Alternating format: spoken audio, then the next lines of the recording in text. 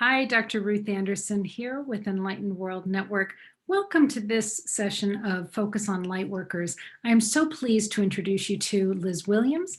Liz, you have been with us here on Enlightened World in so many different ways. One of the most recent ways was a show called The Broader Edge with Yes. several of your colleagues, and it was a wonderful show. And I'm so glad to have you with us here today so we can learn more about you and all that you are bringing to the world.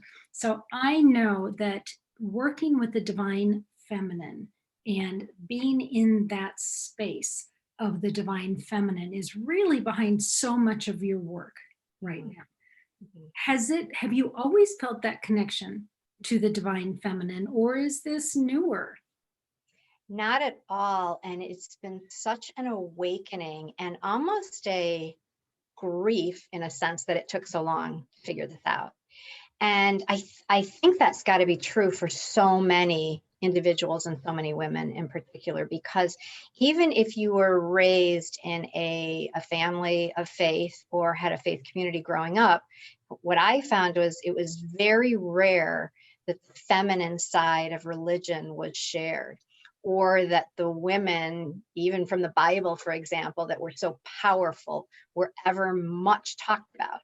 And so as I started to explore that more on my own, and I would say that's just been in the last couple of years, I have been blown away by the power and the fierceness and the courage of women in history, and the things that they've done, and what they were capable of, and how did I never hear about that?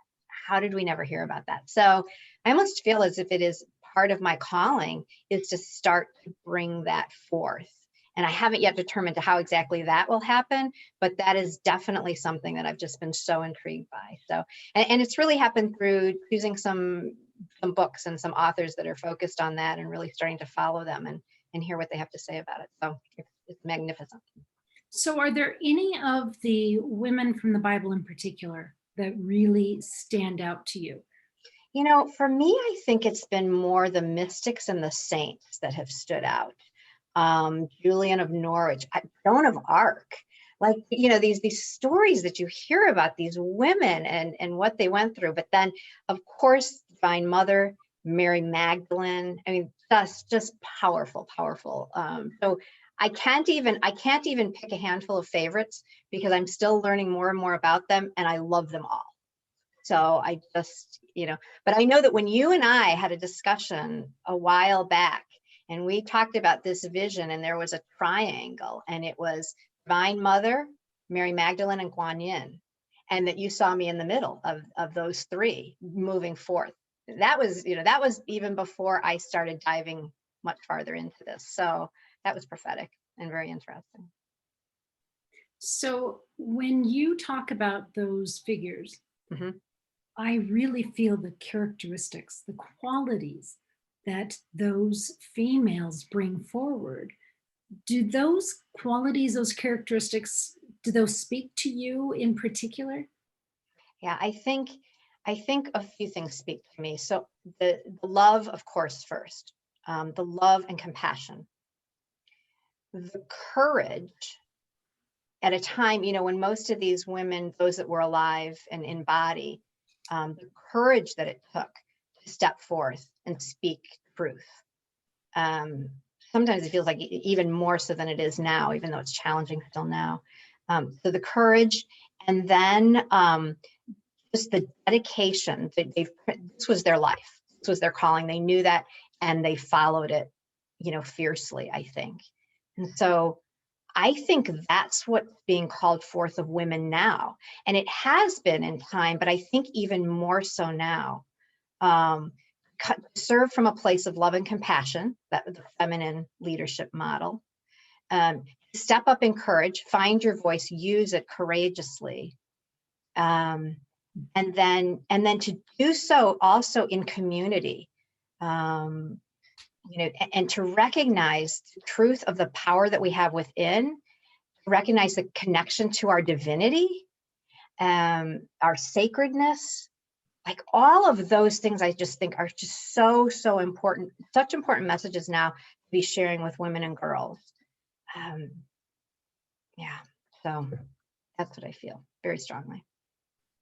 Now, you have for many years been in support of women, Yeah, in support of women coming forward in their truth and supporting programs and organizations that support women. right. Can you talk about that a little bit? Yeah, so a few years ago, well, I would say in the last 5 to 7 years, it became clear to me that the place where I was meant to serve was around the issue of women's empowerment. And it wasn't specific at that point, but things were happening in my life. I was seeing women who are close to me and family members and friends and making decisions that I felt were not life affirming for them. And I was wondering what was happening. And I was wondering what had happened in the women's movement, which had been very powerful and very important. But it seemed to me that somehow a message was starting to become warped. And it was resulting in women, again, maybe not recognizing the truth of their sacredness and making choices that, as I said, were not life affirming. So that started me down the path of focusing on women's empowerment. And what I've discovered most recently is there are 5 areas where we tend to focus our work in the women's empowerment movement. And there are 5 critical areas and they're interconnected.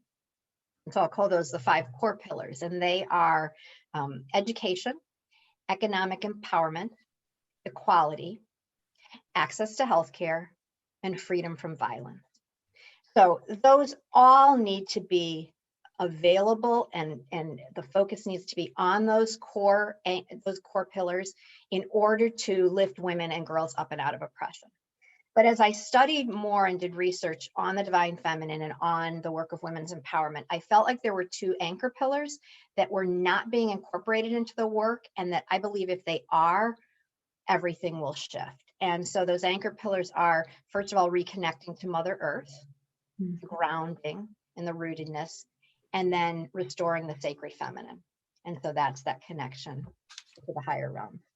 And so if we were to envelop the core pillars in these 2 powerful anchor pillars, I believe what we're going to see is many of those issues we've been focusing on will take care of themselves. They will resolve themselves. Because I think if we restore our connection to Mother Earth and our connection to the sacred, and if we can teach the world this, once we restore that sacredness, how could we possibly not allow women to be educated?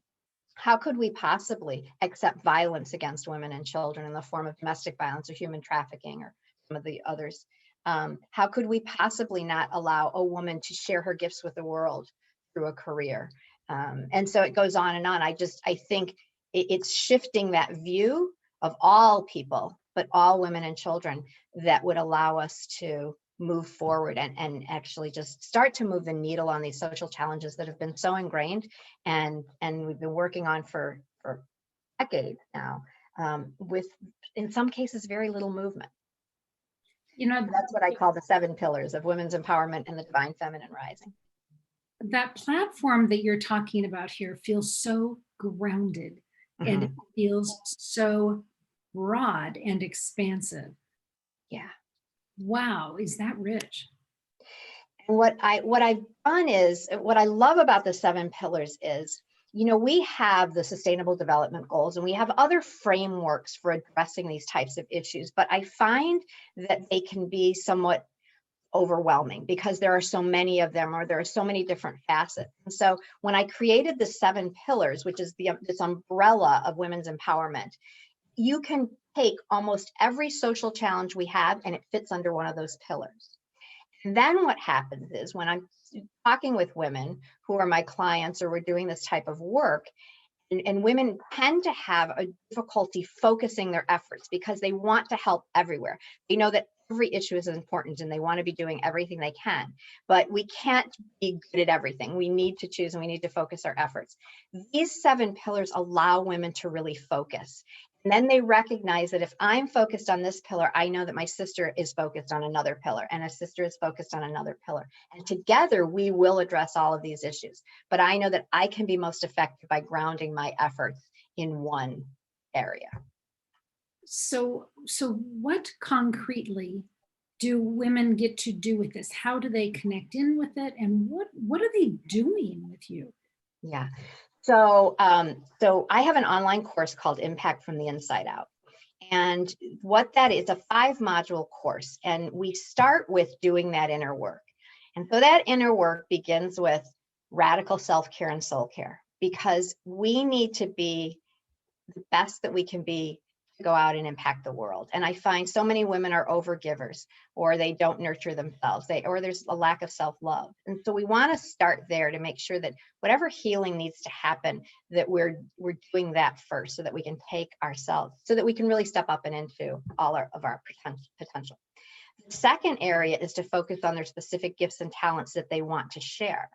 So there are so many things we can do. And most women, when we think of giving back, think of monetary, think of money. And a lot of women will say, I'm not at that place where I can give monetarily. And so they tend to think I don't have anything to give. And that's what they'll say.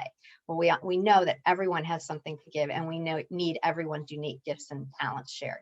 So we focus on other areas that they might give. Monetary is one of them. It might be volunteering. It might be skills-based volunteering. So many of these women are involved in the business world. They have skills, finance skills, marketing skills, that type of thing, which are very needed in the social impact space. So we focus on how they might give. Then we do some soul searching into what do they believe their calling is and their soul's purpose. So why do they think they're here beyond family and career? Why do they think they're here? And are they drawn to a specific issue? And most women are drawn to a couple of specific issues. And typically it has something to do with the fact that it's something that happened in their life. So that's what's drawing them to that. So we do some inner work in that way, so that they can really narrow in on what their cause is and where they want to focus their effort. And then we talk about how to do it most effectively. How do you identify the organizations to align yourself with? How do you make that introduction and step into that work? So it's really it's kind of across the board. We go from where you are to where you want to be, so that you are stepping up and into leadership around the issues that matter most to you. Beautiful. So if folks want to take that 5-module course, how did they find you? How do they So find it's on my website at awepartners.com. And I'm actually have a program coming up probably in October, where I'm going to launch the course in conjunction with one-on-one work with me and group work. So we will actually bring together any woman that signs up for that course in October will actually come together in circle time with other women as well, because I find that coming together in community is powerful on so many levels. And so I want to make sure that they have that opportunity as well. That's They can stay tuned. I have a new Facebook group called Business Women Giving Back, and so I'll be launching a challenge in October, and the course and the one-on-one and group work will be a part of that. So yeah, you can learn more about it there and stay in touch that way. great. And you were starting to tell me beforehand about bringing healers together. Yeah. Talk to me about that. So this has just been an initiative that I've begun, I call it a passion project, because through the networks that I'm involved in, Enlightened World Network being one of them, I am always introduced to amazing women doing healing work of a variety of modalities. And I know that the work they're doing is critical to healing the planet. And so I have wondered, how can we bring their work, the individual work that we're doing, to more women and children around the globe? How can we make those connections? And I have the connections with these nonprofit organizations or these social enterprises. And now I have these connections with these amazing healers. And so my view is, I suspect we can find a way to bring those two together and heal the trauma that is at the core of so much of what we see of pain in the world right now. If we can heal that trauma, that's how we open women up to the empowerment where they can actually start to nurture their gifts and share them with the world. And so it's a vision. At this point, we've had the group come together. There's a group of women in the US and a group of women in Germany, and we've come together just 2 times, but we're just kind of initiating this and having the discussion. And I've made the connections with a couple of nonprofit executive directors who will be joining us to say, if we were to create something, what would it look like and how do we do that? So, you know. I think it's fabulous. It feels a little like spiritual boots on the ground. Yeah, and that's exactly it. And I think, we all have our gifts, and I definitely have a strong spiritual foundation, but my background is in business, and my passion is social impact. And so I feel like my purpose or my place in the world is to somehow incorporate those two, the spiritual and the social impact. We're seeing a lot now of combining the spiritual and the science, and that's kind of the way I view this, is we're bringing these two pieces together because we know that's where the answers lie. And so I believe that my role is to be that kind of, median in between the two, and bring them together. So that's what I'm going with now anyway. Yeah, no, that's fabulous. That's fabulous. And if Enlightened World Network can be a part of that at all, please keep us in mind. Absolutely. Absolutely. Yeah. So Liz, I know that this is all just exploding for you and that you are so, so busy right now. I think it's fascinating that with everything that's happening in the world, so many of the light workers are, I'm getting total goosebumps, are just like running faster than ever. And what Terry Angel and I were given the other day in our silent meditation was that we're being prepared to come out and sprint right after doing a marathon. It's like these last, ever since March, it's been one long marathon. Yeah. And what we're feeling right now is that we're being told to go inside, get stronger than ever, including physically stronger than ever, and be ready, because this is what we've been preparing for. But it's going to take such concerted effort and energy and focus, and we don't even really know for what, but we know we're being prepared. And I watch you as you are honing in on these efforts. I just so feel that preparation is happening for you as well. I completely agree. In fact, I feel like, and I'm so thankful. I feel like I just told my husband the other day, I feel more confident now than I have in decades, probably. And this isn't just happened. This is because of years and years of preparation, as you said. I mean, I feel like I've just finished my own personal PhD in social impact that has lasted 5 years. And the spiritual work as well in combination with it. So I completely agree that we have been preparing for this all of our lives. Now is the time. And it is so important. The self-care and the soul care is so critical to this, because it's not going to happen quickly, I don't think. I think the work is going to take a bit of time. So we need to be in it for the long run, and we need to be prepared for the long run. And as you said, be physically strong, emotionally, mentally, spiritually strong, and do what we can. That can be really challenging now because we're also dealing with COVID and how that's changed our lives, and the uncertainty, which is just constant. And so things that in the past that we might have just counted on as just, this is the way life is and I can count on this, it doesn't necessarily feel that way anymore. So we're really being asked to be stronger than ever in the face of greater uncertainty than ever. Exactly. And what I'm hearing is to fall back on those same characteristics that you were talking about, seeing these women characters, that's a bad term, but personas take on love, dedication, compassion, courage, connection to the divinity, and building community. And those are so the skills that we need right now. Yes. And trust in the face of uncertainty, because as you said, it's not, and you've said this to me in the past, it's not like we see clearly where we're headed. Right. You almost take it a day at a time, a step at a time, but it's that conviction and the trust that you're on the right path. You have what it takes to carry out whatever it is you're being called to, which is big as well. And that's where I spend a lot of time with women, in that encouragement and strengthening that you have all you need. But that belief and that trust, and then just staying connected to source, so that you're taking that time in stillness, and you're trusting your gut, you're trusting your intuition. That's such another feminine principle that is so important right now, and it's been trained out of us, and so it's so critical for us to relearn that and trust it and count on it, and be guided by that. Well, So and it's interesting, Liz. I don't know if you've noticed it, but Terry and I certainly have, that over the last month or several weeks, our senses are being heightened. Intuitive senses are being heightened, seeing more orbs, seeing more energy moving around us. There's so much support from the spiritual yes. realm for what we are going through and being prepared to go through. Have you noticed for you that intuition or that connection has heightened recently? So what I've seen, I recently purchased an oracle deck. I think it was called Divine Feminine Oracle deck. It was Megan Watterson, and it's been of a variety of different goddesses and angels and saints and mystics.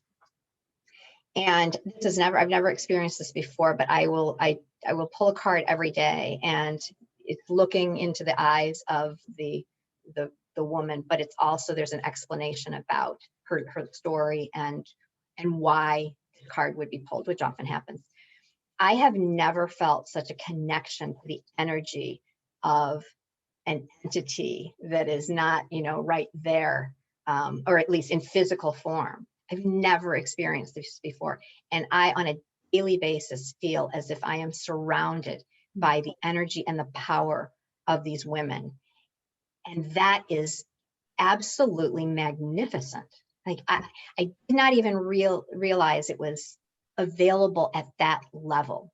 So that's a real shift for me.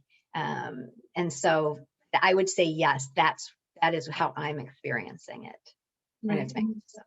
Yeah. Yeah, the term that comes to me is bringing heaven to earth.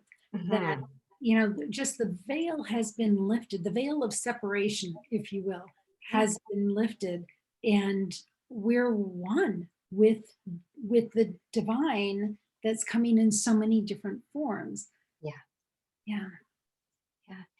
It is so incredible. And it's a message, I think, that needs to be shared. And so I know you're doing that, and I'm attempting to do it. And it's interesting because many of the women that are drawn to the work I'm doing are not, they're not that yet aware of this deep spiritual connection that is available to them. There's a sense of it, but it's not at that level yet. And so I feel as if you said heaven coming to earth, that's a part of the calling, the purpose, the work that I'm doing as well, is just to share that message with them in a deeper way, and to draw them in even further, because I think so many of them had similar experiences that I did growing up, which was, I went to church, I was taught Bible, or I was taught, whatever it was in their own religious or faith community. And yet it was never this deep, and it was never this real, and it was never as this powerful. And so, yeah, that will shift everything, as we know. That's what's happening. The rise in consciousness is happening, and we're seeing it in various sectors of society. And so that shift is going to continue. Right. And I'm being asked to just remind folks, I had conversation with one of our colleagues this morning, Gabby Forrester out of Australia, and she said she's been going through a shift, as have several of our folks here that view Enlightened World Network, of feeling like they're not as connected in spirit as they were. And it was a little disconcerting. And I said, what I have seen is that Spirit was telling me, when I say spirit, it's mostly Archangel Michael, because that's who I work with so closely. Yeah. But there were about 2 weeks that I was hearing, just be, Yeah. just just rest, just be. Don't feel like you have to be putting yourself out there. This is the time for you to be fed and Yeah. to gain strength. And so I just want to say to anybody who's listening, if you're feeling that it's almost like a discomfort, like, I don't know what's coming next. Yes. It's okay. We don't know what's coming next. And just because you can't hear or feel spirit quite as clearly as you used to, that's okay too, because there's a time for us to just be in our own bodies Yeah. and just rest up.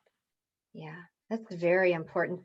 Last fall I had taken a sabbatical. I know we've talked about this also, but for about a month, and I was in Portugal, and I thought I would come back and kind of jump back in. And when I came back, all I kept hearing was, "You're still on sabbatical. You're still on sabbatical." And this this went on probably and then about the beginning of 2020, I was again thinking it was time to start and launch again, and then COVID hit, and so I feel like I was being told for months to just be. Um, and then but it was at that time that I took the opportunity to finish the research that I wanted to on the divine feminine. And so I wasn't doing a lot with our partners specifically. I was kind of doing that, just being and finishing the studying. And then once that was completed, it was as if the light bulb went off, and then it was like spring into action. Now is the time. Now you have all the information that you needed to move forward. And so, and ever since then, it's just been like, as you said, almost like on overdrive. And I think it's really important that we all go through that. We're not all necessarily at the same place. Sometimes some are being and some are doing, and we really do need to listen in for that. What are we being called to today, this week, this month? Right. Beautiful point. Well, and sometimes when we think, well, gosh, I'm on hold. Why am I on hold? I'm Yeah. okay. I'll sit out right now. Why am I on hold? Well, sometimes it's because the person who's your next step Yep. isn't ready yet. Yes. And you're just waiting for them to be at that place. So then you can have that moment together and both take off. And that is such another important point, I think, is that there's so much more going on that we don't see and we don't control, and we're not meant to. And so again, we just have to trust that all of the pieces are coming together, and we just have to be ready when the time comes. But that's another, I just think it's, for those of us who are brought up as we all were in this masculine dominated approach to life, where we control as much as we can and where we plan and strategize, taking a more feminine approach of allowing and watching the unfolding can be really, really difficult initially. But once you learn that approach, it's so freeing, I think. And it's, if you can relax into it, it's really, really, I just like that way of being a lot more. So. Right. Well, and I want to say to folks too, no matter where you are in your journey, there's beautiful souls like Liz here, like folks at Enlightened World Network. We are with you. We are walking through these fascinating, and I'm putting those in quotes because Yes, it is yes. a fascinating time. We're walking through this fascinating time with you, each of us on our own spiritual journey and transformation. You're not out there alone. We are right here with you. Absolutely. Absolutely. And I love, Ruth, that you just bring that up, that a reminder that this is about your soul's journey. Your soul came here for a purpose, to grow and transform. And each of our paths are individual, and none is right and none is wrong. They are all beautiful. I mean, it's just, I guess they're all right. There's no wrong way. They're all right. And we need each of us. I think, sometimes this is kind of happening a little bit in my Facebook group this week. And so I mentioned it was, sometimes it's hard to see a woman that's doing this or a woman that's doing that and think, I'm not doing enough, or I don't have what it takes. And that's such a common feeling that many of us deal with at some point, or I'm not enough. And I wanted to make it clear that this is not a place of competition. We need each and every one of us bringing exactly what you have to uniquely bring to the world. And none is more important. And so this is not about competing. This is about cooperating and teamwork and us doing this together. So I hope that women will recognize that more and more, so that more of us will be willing to step up and into leadership and do what we came here to do to make a difference. Well, and everything that every person can bring is equally important. So for some folks, Liz, it's being out there on the front line and, making a name and connecting people. And for other folks, it's being quieter, Yep, and just loving as intensely as they can and supporting as much as they can from the wings. And both jobs are incredibly important. absolutely. Absolutely. And we know that the prayer and the meditation that's happening now to lift up the vibration of the planet and to really raise up everyone it's critical. It's critical. But I always felt like my calling was to take the inspired action, to listen in, and then to go do something. And so I tend to be around other women that are interested in the doing part of it. And that's where if we can support each other, well, then we know we're doing the right thing. Exactly. Hey, Liz, this has been a beautiful conversation. If folks want to know more about you and learn more about the work that you're doing, how do they find you? So I would love for them to explore the Facebook group, Business Women Giving Back. It's just an incredible place for conversation now about what's going on in the women's empowerment space and how we as women can step up and support that. But my website is allpartners.com. And there's lots of information there. You can also sign up for my newsletter, which is free. And that is where there's information about the online course as well. So, yeah, that's Excellent. probably the best way to find me. Excellent. Liz, thank you so much for being here with us today. Thank you, Ruth. It's so good to be with you. I really appreciate it. And our friends who are watching, thank you for being here. Stay tuned to Enlightened World Network. There's always something different going on. So we're glad to have you here. Take good care and God bless.